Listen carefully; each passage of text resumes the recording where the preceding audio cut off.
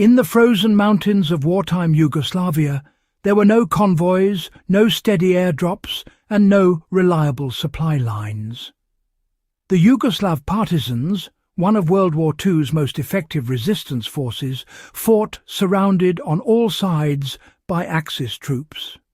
They had no factories, no formal uniforms, and no backup. Yet somehow they endured. Their secret wasn't just courage or terrain mastery. It was a survival kit built entirely from what the world called trash. Every melted rifle casing, every twisted tin shard, every scrap of cloth was turned into something useful, a stove, a filter, a weapon, or a signal. They didn't just adapt to scarcity, they conquered it. And what they built in those mountain camps remains one of history's purest examples of ingenuity under siege. If you're watching this, you already know. History's best survivors weren't the ones with the best equipment. They were the ones who could turn nothing into something. The Yugoslav Partisan Field Survival Kit is a masterclass in that forgotten art. This wasn't a standard issue pack. It was an evolving set of handmade essentials forged in the field by soldiers who might be alone for weeks behind enemy lines. Its design followed a single unbreakable rule. If it can't be made from the battlefield, it's not worth carrying. By 1942, the partisans under Josip Broz Tito were operating across Bosnia-Montenegro and Croatia, regions torn apart by occupation. They were cut off from the Allies and hunted relentlessly. What little they carried had to serve multiple purposes. A single tool had to act as cookware signal gear and defence. From that necessity came an extraordinary system of survival, built from melted metal, scavenged tin, and repurposed cloth. After every skirmish, partisans didn't just gather their wounded, they gathered brass. Empty rifle and machine gun casings were melted down in small clay forges dug straight into the ground. These pits, fed with wood and animal fat, became lifelines. From molten brass they crafted spoons, buttons, buckles, cups, and even bartering trinkets.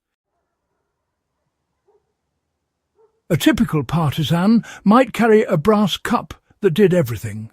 It cooked, measured, and reflected light. The process was brutally simple. Casings were crushed, melted in a dugout forge, and poured into clay moulds. Cooling them in snow or river water hardened the brass fast.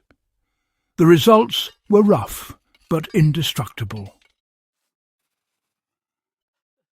The lesson for modern survivalists is clear waste is a weapon. Brass, aluminum, or even scrap steel can be reshaped into durable gear with the simplest means. The principle hasn't aged a day. Whether it's reshaping a broken canteen into a burner or turning metal scrap into a tinder guard, the mindset of salvage, reshape and reuse is timeless. Tin was another unsung hero of the partisan kit. Food tins, downed aircraft panels and shrapnel fragments became heat reflectors, stove shields and even emergency shelters. By hammering these fragments flat, fighters built portable reflectors that could turn a single candle into a small heater.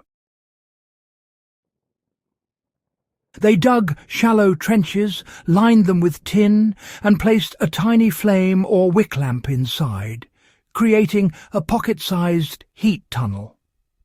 At night, this could mean the difference between sleep and frostbite. One of their cleverest inventions was the pocket stove, a foldable, three-sided tin shield that concentrated heat from twigs or fat-soaked wicks. A single tin could be turned into a dual-purpose cooker and lamp. With a cloth wick and a spoonful of oil or fat, it burned hot and clean for hours. If you've ever built a windscreen for your camp stove or fashioned a candle reflector, you've unknowingly echoed their technique. Cut and flatten a tin, curve it behind your flame, and your warmth efficiency instantly doubles. In survival, small improvements like this separate endurance from exhaustion. Perhaps the most remarkable innovation in the partisan kit was their cloth oil filter. With no access to refined fuel, they scavenged oil from wrecked vehicles and combined it with animal fat or tree resin. But raw oil burned dirty. It smoked, revealed positions, and fouled lamps. To fix that, they built a simple but brilliant filtration system. They stretched tightly woven fabric from old uniforms over a tin container filled with dirty oil, secured it with wire, and let gravity do the rest. Clean oil slowly dripped into a lower tin, ready for lamps and stoves. The filtered oil burned brighter, longer, and, most importantly, with almost no smoke. This low-tech oil refinery gave them portable light without giving away their position. Every item in that Yugoslav Partisan survival kit carried a message. Self-reliance is the ultimate weapon. When the world collapses, when resupply is gone, when all you have left is what lies at your feet, creativity becomes your logistics line. Melting brass turned destruction into function. Tin shards turned debris into warmth. Cloth filters turned contamination into clean light.